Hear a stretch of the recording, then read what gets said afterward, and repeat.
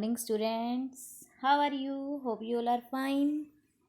Today we will start chapter 22, Wholesale Trade, Meaning and Services. Wholesale Trade. Internal trade में relationship जब point था तब हमने किया था कि होलसेलर, रिटेलर और एजेंट हमारे इनडायरेक्ट ट्रेड में आते हैं।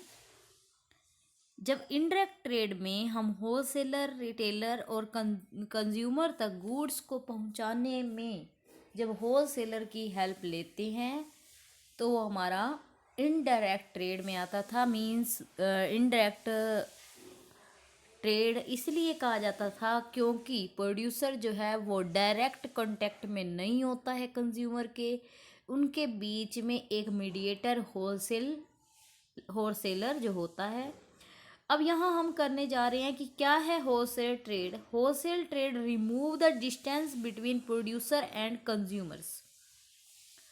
होलसेल ट्रेड जो है वो रिमूव करता है प्रोड्यूसर और कंज्यूमर के बीच में जो डिस्टेंस है, जो दूरी है उसको।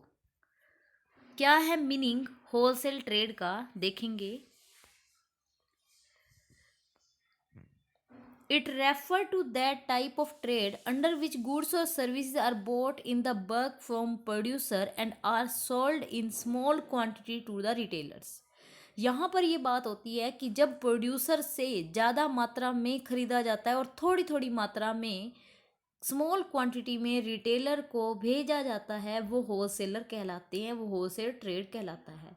होलसेल ट्रेड में क्या होगा कि एक या दो ही टाइप का बिजनेस जो है किया जाता है, एक या दो ही आइटम्स को रखा जाता है, गोदामों में भरा जाता है, डेकोरेशन की ज़रूरत नहीं होती है। यहाँ पर स्मॉल क्वांटिटी में रिटेलर्स को थोड़ी थोड़ी मात्रा में जो है वो दिया जाता है और मैन्युफैक्चरर से, प्रोड्यूसर से ज़्यादा मात्रा में इकट्ठा माल जो है वो ख़रीदा जाता है। तो यहाँ हम कहते हैं कि ये जो है कंज्यूमर तक गुड्स पहुंचवाने के लिए एक मीडिएटर का काम करते हैं, पर जो कि प्रोड्यूसर और कंज्यूमर के बीच में जुड़े होते हैं। Purchasing of goods in large quantity and selling them in small quantity to the retailer is called wholesale trade and the person who carries on this work is called the wholesale trader, या wholesaler भी कह देते हैं और wholesale trader भी कह देते हैं। तो ये जो है एक या दो ही टाइप की, पर्टिकुलर टाइप की गुड्स में ही जो है डील करते हैं। तो डेफिनेशन क्या है। According to census bureau of the USA, all merchant, agent and assembler between producer on one hand and retailer और user on the other are wholesale establishment. क्या करेक्टरिस्टिक है, तो सबसे पहले क्लियर हो गया होगा कि लार्ज क्वांटिटी में होलसेलर जो है वो परचेज करता है और कुछ ही एक, दो या तीन ही आइटम्स में, सम स्पेशल गुड्स में ही डील करता है। बहुत सारी तरह के गुड्स नहीं होती हैं। He sell goods to the retailer, और बेचता किसको है, रिटेलर को। परचेज किससे करता है, प्रोड्यूसर से। कितनी मात्रा में परचेज करता है, बल्क क्वांटिटी में। लेकिन सेल किसको करता है, रिटेलर को, स्मॉल क्वांटिटी में। He usually purchase in cash and sell on credit. ये परचेज तो कैश में करते हैं लेकिन बेचते जो है ना वो क्रेडिट में बेचते हैं, क्योंकि अलग अलग रिटेलर जो हैं वो इनसे क्रेडिट में काम करते हैं। He work as a link between the producer और the manufacturer and the retailer.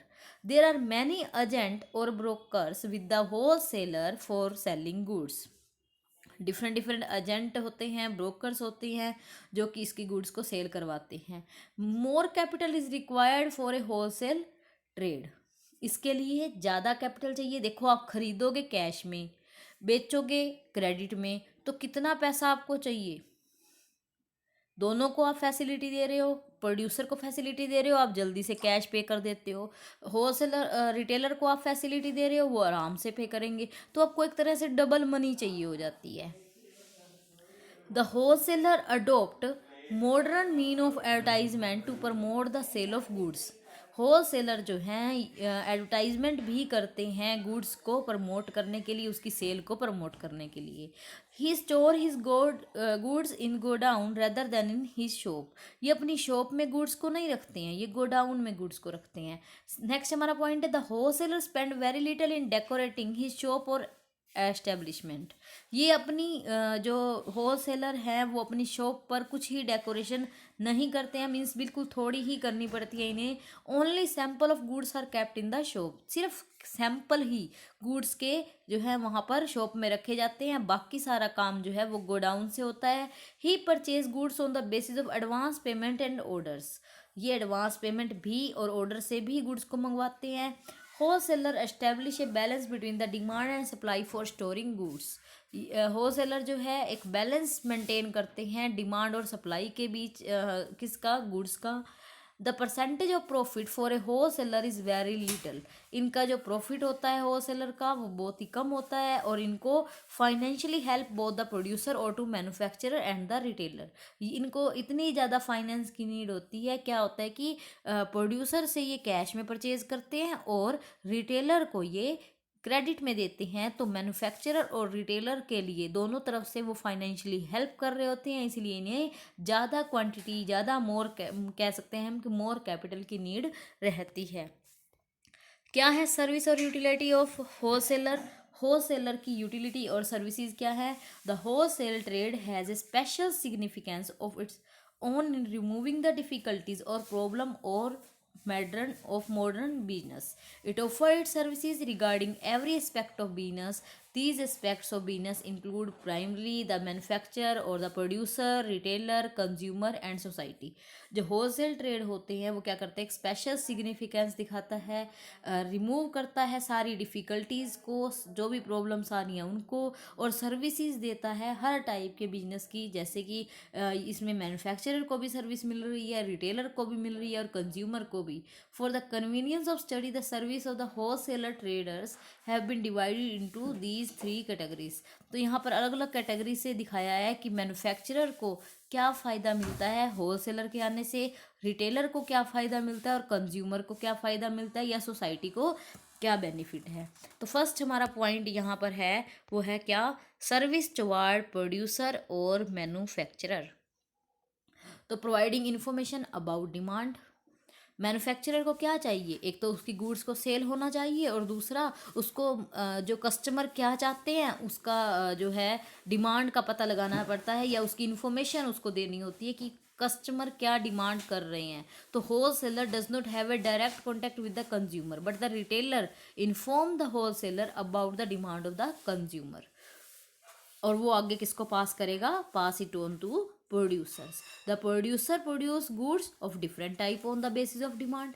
Next हमारा पॉइंट क्या है, मिडल मैन का काम करता है। A wholesaler is the first link in the chain of distribution. First link है, पहले प्रोड्यूसर है, फिर होलसेलर है, फिर रिटेलर है, फिर कंज्यूमर है। तो यहाँ पर फर्स्ट लिंक जो है वो डिस्ट्रीब्यूशन चेन का है। ये इसका मेन कर्म वर्क क्या होता है, मेन एम क्या होता है, distribution is to reduce the distance between the producer and the consumer. Producer और कंज्यूमर के बीच में जो डिस्टेंस है उसको दूर करना है। तो हम कह सकते हैं कि एक मिडिल मैन का काम करता है और दोनों को क्लोज लाता है। प्रोवाइडिंग फाइनेंशियल हेल्प, आपको ये तो समझ में आ ही चुका होगा कि ये कैश में परचेज करता है, क्रेडिट में देता है, प्रोड्यूसर को भी, मैन्युफैक्चरर को भी और रिटेलर को भी ये जो है फाइनेंशियली हेल्प करता है। और अगर उनको मैन्युफैक्चरर को जो है एडवांस पेमेंट चाहिए हो तो भी ये प्रोवाइड कर देता है। नेक्स्ट हमारा क्या है, providing assistance in advertising goods. ये क्या करता है, एडवर्टाइजिंग गुड्स प्रोवाइड करता है, गुड्स को एडवर्टाइजिंग भी देता है, मींस गुड्स की को प्रमोट करने के लिए, उसकी सेल को प्रमोट करने के लिए जो है अलग अलग टाइप से अपने बिजनेस से रिलेटेड जो है वो एडवर्टाइजमेंट भी देता है। Advertisement has special significance in the modern business. Business without advertisement is considered to be a dead business.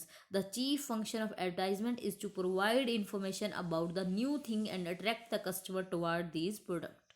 This work is perform by the wholesaler. तो होल सेलर को जो एडवर्टाइजमेंट देता है उससे प्रोड्यूसर को भी फ़ायदा मिलता है बिना कुछ पैसा खर्च किए, साथ ही साथ रिटेलर को भी मिलता है।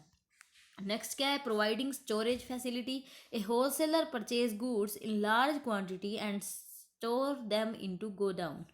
होलसेलर क्या करता है, परचेज कर रहा है गुड्स को लार्ज क्वांटिटी में और स्टोर करता है उसको गोडाउन में जब तक कि वो सेल नहीं हो जाती। A producer does not need to invest more in stocking things nor does he need more godowns. Generally the producer को क्या है, जैसे ही गुड्स बनती हैं और वो होलसेलर को दे देता है, और होलसेलर जब तक उसकी डिमांड नहीं होती तब तक अपने पास गोडाउन में रखता है। तो यहाँ पर प्रोड्यूसर को नीड नहीं होती है स्टॉक को रखने के लिए गोडाउंस के ऊपर ज़्यादा खर्च किया जाए, प्रोड्यूसर की हेल्प मिल रही है यहाँ पर। नेक्स्ट क्या है, प्रोवाइडिंग डिस्ट्रीब्यूशन फैसिलिटीज़। तो होलसेलर जो है वो क्या करता है कि हर पॉसिबल चांसेस जो भी हो सकते हैं, producer have contact only with a few wholesaler rather than a large number of retailers. ये जो है डिस्ट्रीब्यूट कराता है डिफरेंट डिफरेंट रिटेलर से। जो प्रोड्यूसर होता है वो नहीं जानता होता इतने सारे रिटेलर्स को, ये तो सिर्फ 2 या 3 होलसेलर को ही जानता होता है, और वो उसकी गुड्स को जो है उसकी प्रॉब्लम्स को सोल्व कर देते हैं, डिस्ट्रीब्यूशन वाली प्रॉब्लम। नेक्स्ट हमारा पॉइंट है क्या, स्टैब्लिशिंग प्राइजेज। प्राइस को भी जो भी गुड्स के प्राइस हैं उसको स्टेबल करने में भी हेल्प करता है। किस तरह से हेल्प करता है, all the thing are not produce throughout the year. पूरे साल कोई भी गुड्स जो है वो प्रोड्यूस नहीं की जाती हैं। प्रोडक्शन जो है जिस टाइम पर किया गया और डिमांड जो है वो धीरे धीरे होगी। जैसे अब वीट का देख लीजिए, कॉटन का देख लीजिए, या फिर हम कहें कि जो भी ग्रेन्स हैं वो एक पर्टिकुलर सीजन में ही ग्रो किए जा सकते हैं, लेकिन जो इसका यूज़ है वो फुल ईयर हम करेंगे। तो wholesaler purchase all the thing at the time of production stock them. और उसका जो जिसकी वजह से प्राइस जो है वो डिक्लाइन हो सकते हैं, लेकिन when the demand increase the supply ensure with the help of good store in the godown. तो प्राइस जो है वो उसकी वजह से स्टेबल रहते हैं। Stability of price benefit for the producer. Next हमारा पॉइंट क्या है, 8th, achieving economy in production. Wholesaler place order in large quantity with the producer. Wholesaler जो है वो क्या करते हैं, लार्ज क्वांटिटी में प्रोड्यूसर से जो है प्रोड्यूसर से ऑर्डर प्लेस करते हैं, और प्रोडक्शन करने में प्रोड्यूसर क्या करेगा, लार्ज स्केल पर प्रोडक्शन करेगा, उसका अपना प्रोडक्शन जो है वो इंक्रीज कर देगा। जो भी बेनिफिट्स उसको इंक्रीज करने पर मिलेंगे तो वहाँ पर जो है कम रेट में कम कॉस्ट में वो ज़्यादा से ज़्यादा प्रोडक्शन कर सकेंगे, क्योंकि लार्ज स्केल का प्रोडक्शन करना होता है तो कॉस्ट जो है वो पर यूनिट जो है वो कम होती जाती है। तो यहाँ पर इकोनॉमी का बेनिफिट भी उसे मिलेगा। नेक्स्ट हमारा पॉइंट है क्या, सर्विस टुवार्ड्स रिटेलर। रिटेलर के पॉइंट ऑफ व्यू से अगर हम देखें तो क्या बेनिफिट है। फर्स्ट हमारा पॉइंट है इजी सप्लाई ऑफ गुड्स। ये गुड्स की सप्लाई जो है वो ईजी कर देता है, क्योंकि ये किसी प्रोड्यूसर को नहीं जानता ये कहाँ से इतनी क्वांटिटी में लाए। तो रिटेलर जो है does not need to stock more, he can get things in small quantities. अब उसको स्टॉक रखने की जरूरत नहीं पड़ती है, क्योंकि उसके जो होलसेलर है वो ही थोड़ी थोड़ी मात्रा में इनको सेल कर देता है। तो सप्लाई करना जो है गुड्स की वो इजी हो जाता है, फाइनेंशियली हेल्प मिल जाती है, क्रेडिट में जो है गुड्स को ये परचेज कर पाते हैं, जिसकी वजह से इनको फाइनेंशियली हेल्प मिलती है, ज़्यादा कैपिटल की नीड नहीं होती है, सिर्फ थोड़ी ही कैपिटल से ये काम कर सकते हैं। नेक्स्ट हमारा है consultancy services. A wholesaler come into contact with many good traders and other mediators and he gains a lot of experience. तो ये जो होलसेलर होते हैं मतलब कि जो रिटेलर होते हैं वो होलसेलर से जब मिलते हैं तो वो एक अच्छे ट्रेडर होते हैं, उनके पास काफ़ी सारा एक्सपीरियंस होता है जो कि रिटेलर से शेयर करते हैं। तो इनको टाइम टू टाइम कोई भी प्रॉब्लम्स आ रही हो तो वो भी फैसिलिटी इनको कंसल्टेंसी मिल जाती है, चाहे क्वालिटी से रिलेटेड, कंट्रोल से रिलेटेड, सेल्स करने से रिलेटेड। नेक्स्ट हमारा पॉइंट क्या है, रीजनेबल प्राइजेस। प्राइजेस जो हैं वो रीजनेबल रहते हैं। कैसे, prices are established by creating a balance between demand and supply. This work can be done by wholesaler. In this way, wholesaler make things available at proper price.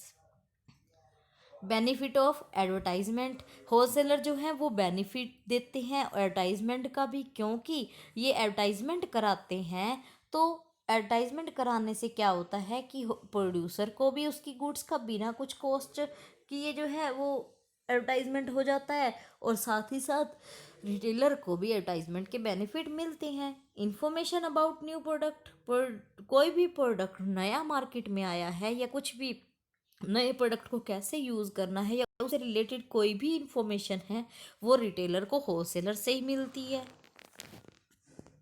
तो next हमारा point है packing facility. Wholesaler जो है packing की facility भी provide करते हैं।